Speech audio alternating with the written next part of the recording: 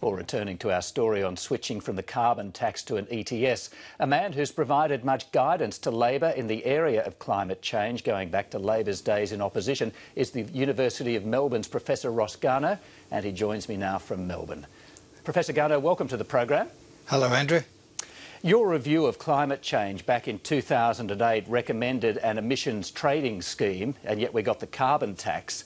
I imagine you'd be quite happy to see the carbon tax go. Well, we don't actually have a carbon tax. What we have is an emissions trading scheme with a fixed price for the first 3 years. The original CPRS, based on my recommendations back in 2008, had a fixed price for a shorter period, but certainly it's no problem for the system to move more quickly to a floating price. In fact, there's some advantages in that. We've had the former Climate Change Minister, Greg Combet, today come out and say that he saw great difficulty in moving to a floating price. You've just expressed a different view. Why do you think there won't be difficulty? Oh, it depends on the timing. I'm no closer to the Cabinet discussion than your listeners are, Andrew, so I don't know what is being discussed at the moment. But what's been put forward in the newspapers is possibility of bringing it forward by 1 year.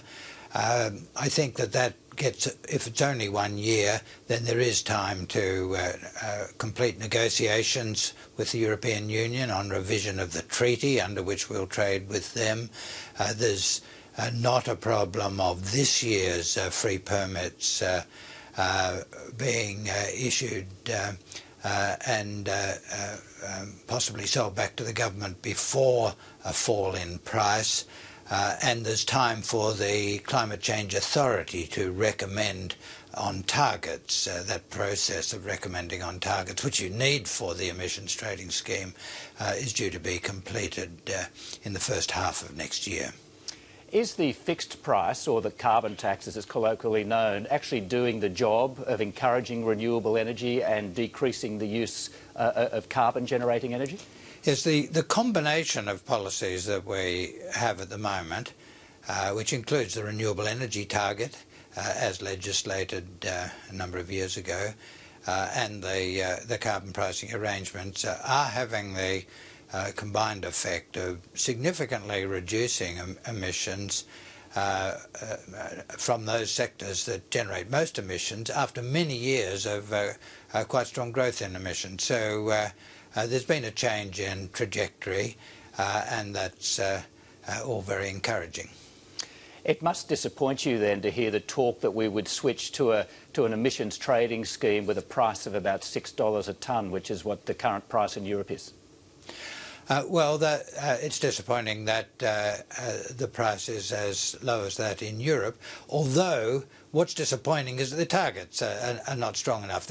Europe's committed to reducing emissions by 20% by 2020, and when the economy's weak, as it is at the moment, that becomes a rather cheap target to meet, rather easy target to meet, especially when you think that most European countries, all European countries, have a lot of other measures, very active measures to reduce emissions, feed-in tariffs at quite a high level for renewable energy, carbon taxes, for example, in Britain, quite apart from the emissions trading scheme, renewable energy targets. There's a whole lot of other measures.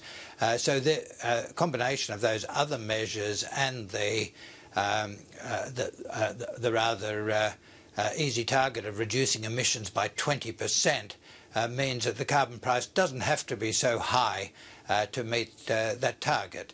What would be really encouraging is if Europe went to its conditional target of reducing emissions by 30%, and then we would have a higher price, and we'd be making more progress on global emissions if Europe did that. One of the attractions of the floating scheme at the moment is that it would lower the price of carbon for business. I mean, if we did have a price of $6 a tonne, what message would that send to the rest of the world about how serious we are about tackling this issue? Oh, I think that the rest of the world has acknowledged that Australia's done something important in putting in place economy-wide carbon pricing. The rest of the world will look mainly at what's happening to our emissions. As I mentioned, they're coming down after many years of rising strongly. In the energy sector, the electricity sector, in the first 9 months of carbon pricing, emissions fell 8%. Well, that's a very big change in trajectory. That's what the rest of the world will look at. The question is, will we continue to get that downward movement with a lower carbon price? Well, one very important fact about the floating price linked to Europe is that business will be aware that the European price is not going to stay this low forever. There will be a time when economic growth is stronger in Europe. There will be a time when Europe does tighten those targets, and at that time the carbon price will rise, and the carbon price will do more of the lifting. But with a carbon price around $6 in Europe and in Australia, the other measures have to do more of the lifting in reducing emissions. I mean, as an economist, putting aside the business arguments and the political arguments, what do you think a fair price for carbon should be?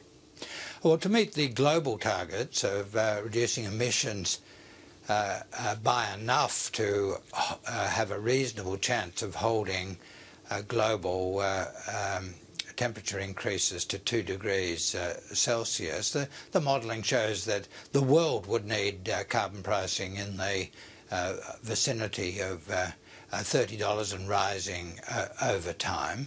That's where the world will get in one way or another if we're actually dealing with the problem.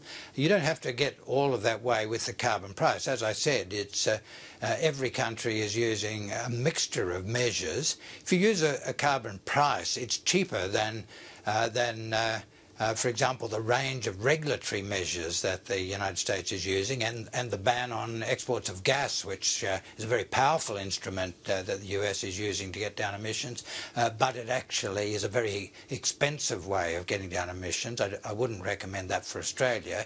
If you rely on the carbon pricing alone or mainly, it's not going to cost you as much. And Professor Garnaut, I'm sorry to interrupt. We are out of time. We really thank you for your time tonight. You've given business leaders and politicians a lot to think about. Thank you for that. Okay. Bye, Andrew.